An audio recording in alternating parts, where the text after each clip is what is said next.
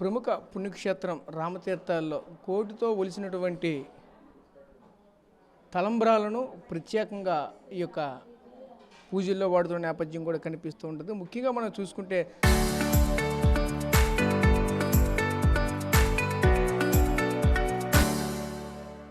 శ్రీరామనవమి సందర్భంలో మాత్రమే ఈ యొక్క గోటితో ఒలిసినటువంటి తలంబ్రాలను ప్రత్యేకంగా రాముల వారికి అయితే సీతారామ లక్ష్మణులకి అలాగే రాముల వారికి అందరికీ కూడా పూజా కార్యక్రమాలు ముఖ్యంగా ఉపయోగిస్తున్న నేపథ్యం అయితే కనిపిస్తుంది. ముఖ్యంగా చూసుకుంటే కళ్యాణంలో ముఖ్యమైన పాత్ర కూడా పోషిస్తున్న పరిస్థితి కనిపిస్తుంది. ప్రస్తుతం మన దగ్గర చూస్తూ ఉంటే ఇక గోటితో ఒలిసినటువంటి తలంబ్రాలు అయితే ప్రస్తుతం మన దగ్గర అయితే ప్రస్తుతం ఇక్కడ ఉన్నాయి. చూసుకుంటే ఇక్కడ ఉన్నటువంటి తలంబ్రాలన్నీ కూడా సుమారుగా 20 గ్రామాల నుంచి అయితే ఈ యొక్క తలంబరాలను తీసుకుని వచ్చిన నేపథ్యం కూడా కనిపిస్తూ ఉన్నది. ప్రస్తుతం చూసుకుంటే ప్రతి ఏటా కూడా ఈ యొక్క కార్యక్రమాన్ని గొప్పగా ఈ యొక్క కార్యక్రమాన్ని తీసుకుని వస్తున్నారు. ఎందుకంటే రేపు జరగబోయేటువంటి సీతారామ కళ్యాణానికి అయితే ప్రత్యేకంగా ఈ యొక్క తలంబరాలను ఉపయోగిస్తారు. ప్రస్తుతం చూసుకుంటే వెండి పాత్రలో ఈ యొక్క అవన్నీ కూడా నిక్షిప్తం చేసి వీటిని శుద్ధి చేసి వీటికి ప్రత్యేక పూజలు కూడా జరిపి ఈ ప్రాంతంలో పెట్టుకునే పరిస్థితులు కనిపిస్తూ ఉంటాయి.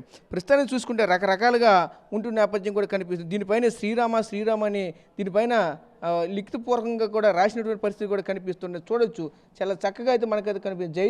జై శ్రీరామ్ అంటూ కూడా ప్రతి అక్షరం పైన కూడా పేర్లు అయితే ఉంటుంటాయి. మన దగ్గర నుంచి అయితే వీటిని పరిశీలిస్తే కనిపిస్తూ ఉంటాయి. ప్రతి దాని మీద కూడా మనం చూడొచ్చు. ఒక అక్షరాన్ని అయితే నేనైతే తీసుకున్నాను. దీన్ని తీసుకొని చూస్తే దీని మీద చూస్తే జై శ్రీరామ్ అంటూ కూడా ప్రతి ఒక్క గింజ పైన కూడా జై శ్రీరామ్తో లిఖితపూర్వకంగా రాసినటువంటి పరిస్థితులు కూడా కనిపిస్తూ ఉన్నాయి. అంటే ఇంత చక్కగా ఇంతటి గొప్ప అవకాశాన్ని చూస్తూ ఉంటే ఇది కూడా ఇలానే కనిపిస్తూ ఉన్నాయి. సుమారుగా చూసుకుంటే కొన్ని గింజలపైన శ్రీరామ అనే పేరుతో రాసినటువంటి గింజలను ప్రత్యేకంగా తీసుకుని వచ్చి ప్రత్యేక పూజలో వాడుతున్నటువంటి పరిస్థితులు కూడా కనిపిస్తూ ఉన్నాయి. చూస్తూ ఉంటే ఒకవైపు ఈ కోటితో ఒలిసినటువంటి తలంబరాలు, అదేవిధంగా ఈ తలంబరాలు చూస్తే ఒకవైపు పేర్లతో జై శ్రీరామ్ అంటూ పేరు రాసి ఉన్నటువంటి తలంబరాలు. అయితే దీని యొక్క ప్రత్యేకత ఏమిటి, కానీ ఇలానే ఎందుకు ఇంతగా వీటికి ఇంత ప్రత్యేకత రావడానికి కారణం ఏంటి అనే అంశం పైన మనతో పాటు మాట్లాడడానికి ఆలయ ప్రధాన అర్చకులు కూడా మనతో పాటు ఉన్నారు. ఆయన చూస్తే దీనిపైన ఎంతగానో ఎప్పటి నుంచో ప్రత్యేక పూజలు చేస్తూ ప్రత్యేకంగా దీనికి సంబంధించినటువంటి ఒక రూమ్లో ఏర్పాటు చేసి సుమారుగా చూసుకుంటే చుట్టుపక్కల గ్రామాలు సుమారుగా 20 గ్రామాల నుంచి కూడా ఈ యొక్క తలంబరాలను తీసుకుని వచ్చి ఈ ప్రాంతంలో ప్రత్యేక పూజలు జరుపుతున్నటువంటి నేపథ్యం కూడా కనిపిస్తూ ఉంటుంది. ఇదే క్రమంలో మనతో పాటు మాట్లాడే ఆలయ ప్రధాన అర్చకులు కిరణ్ గారు అయితే ఉన్నారు. ఆయనతో మాట్లాడి మరిన్ని వివరాలు తెలుసుకునే ప్రయత్నం చేద్దాం. చెప్పండి స్వామి, దీన్ని ఎలా చూడాలి ఏంటి? ముఖ్యంగా చూసుకుంటే ఈ యొక్క తలంబరాలు చూస్తే ప్రతి ఒక్క బియ్యపు గింజ పైన కూడా జై శ్రీరామ్ అంటూ కూడా రాసి ఉన్నాయి. అదేవిధంగా గోడుతో ఒలిసిన తలంబరాలు అంటే చాలా గొప్ప విషయం. ఇది చెప్పాలంటే అందరికీ సాధ్యం కానిటువంటి విషయం. అలాగే ఈ కార్యక్రమాల్లో పాల్గొనాలని అందరికీ కూడా ఎవరు చేయలేని కార్యక్రమం. ఎందుకంటే ఎంతో పుణ్యం చేసుకుంటే తప్పని ఈ కార్యక్రమం ఎవరు పాల్గొనే పరిస్థితి. ఇటు గొప్పతనం ఏంటి? రామాయ రామభద్రాయ రామచంద్రాయ వేదసే రఘునాథాయ నాదాయ సీతాయాపతే నమః. ఈ పరాభవనామ సంవత్సరంలో శ్రీరామనవమి రోజు జరిగేటువంటి రాష్ట్ర ప్రభుత్వం తరపున రాష్ట్ర ప్రభుత్వ అధికార లాంఛనాలతో జరిగేటువంటి మన ఉత్తరాంధ్ర ప్రసిద్ధ పుణ్యక్షేత్రం శ్రీరామతీర్థ క్షేత్రం, ఉత్తరాంధ్ర అయోధ్య అయినటువంటి ఉత్తరాంధ్ర భద్రాద్రి అయినటువంటి ప్రజలు ఇలవేలిపోయినటువంటి రామచంద్ర ప్రభువు యొక్క శ్రీరామనవమి రోజు జరిగే కళ్యాణ మహోత్సవంలో మన జిల్లా నుండే కాకుండా వివిధ జిల్లాల నుండి వివిధ రాష్ట్రాల నుండి కూడా భక్తులు సుమారు 4 నెలల ముందు నుండే ముక్కోటి ఏకాదశి పర్వదినం నుండి సంకల్పం చేసుకొని వారు శుద్ధిగా తలస్నానం చేసి ఒక గోష్ఠిగా ఒక బృందంగా ఏర్పాటు చేసుకొని శ్రీరామ మంత్రం తారక మంత్రాన్ని జపిస్తూ వారు స్వయంగా పండించేటువంటి ధాన్యాన్ని గోటితో ఒలుస్తారన్నమాట. ఆ గోటితో అంటే మనం బియ్యం తయారు చేసి అక్షంతలు కలిపేది వేరు. వారు శ్రీరామనామం జపిస్తూ శ్రీరామనామ తారక మంత్రాన్ని అనుసరిస్తూ పలకరిస్తూ భజన చేస్తూ ఈ యొక్క గోటితో ఒలిచిన తలంబ్రాల్ని, అంటే చాలా శక్తి ఉంటుంది గోటితో ఒలిచిన దానికి.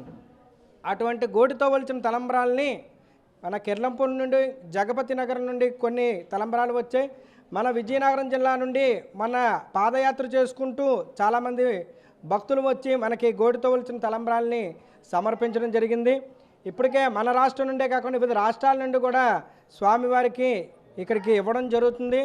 అంతేకాకుండా శ్రీరామ బియ్యపు గింజ మీద శ్రీరామ లిఖించడం, మన రామకోటి పుస్తకం మీద రాసుకునేటు రామకోటి వేరు, అలాంటి ఒక బియ్యపు గింజ మనం సూక్ష్మంగా చూస్తే కానీ తెలియదన్నమాట. అటువంటి 10,116 బియ్యపు గింజల మీద శ్రీరామ అని రాశారన్నమాట. అంటే రాముడు యొక్క శిరస్సుని, అమ్మవారి యొక్క శిరస్సుకి ఈ గోటితో ఒలిచిన తలంబ్రాలు, శ్రీరామ లిఖించినటువంటి తలంబ్రాలు, ముత్యాల తలంబ్రాలు, పసుపుతో చేసినటువంటి తలంబ్రాలు, ఇవన్నీ కూడా స్వామివారికి సమర్పించడం జరుగుతుంది. అలా సమర్పిస్తే సంతానం కావలసిన వారికి సంతానం, వివాహం కావలసిన వారికి వివాహం, విద్య కావలసిన వారికి విద్య కలుగుతుందని భక్తుల యొక్క నమ్మకం. కాబట్టి మన రామతీర్థ క్షేత్రంలో జరిగేటువంటి శ్రీరామనవమి కళ్యాణ మహోత్సవ రాష్ట్ర ప్రభుత్వ అధికార లాంఛనాలతో రాష్ట్ర మంత్రివర్యులు సింహాచల క్షేత్ర వరాహలక్ష్మీ నృసింహ క్షేత్రం నుండి వచ్చేటువంటి పట్టు వస్త్రాలు, ముత్యాల తలంబ్రాలు సమర్పిస్తారు. అటువంటి దివ్యమైనటువంటి శ్రీరామనవమి రోజు జరిగే కళ్యాణ మహోత్సవంలో పాల్గొని స్వామివారి కృపకు పాత్రలు కాగలని కోరుచున్నాం. జై శ్రీరామ్, జై జై శ్రీరామ్. సో చూసాం కదా, ఈ యొక్క తలంబ్రాల యొక్క గొప్ప ఎంతటి విశిష్టత అనేది కూడా మనతో క్షుణ్ణంగా వివరించే ప్రయత్నం కూడా చేశారు. చూస్తూ ఉంటే ఈ గోటుతో ఒలిసినటువంటి ఈ తలంబ్రాలకి అత్యంత శక్తి ఉంటుందంటూ కూడా మనతో పాటు ఆ ప్రధాన అర్చకులు కూడా చెప్పుకోసం నేపథ్యం కూడా కనిపిస్తూ ఉన్నది. ప్రస్తుతం చూసుకుంటే ఈ యొక్క 3 రకాల ప్యాకెట్లు కూడా ఎక్కడైతే తీసుకుని వచ్చారు.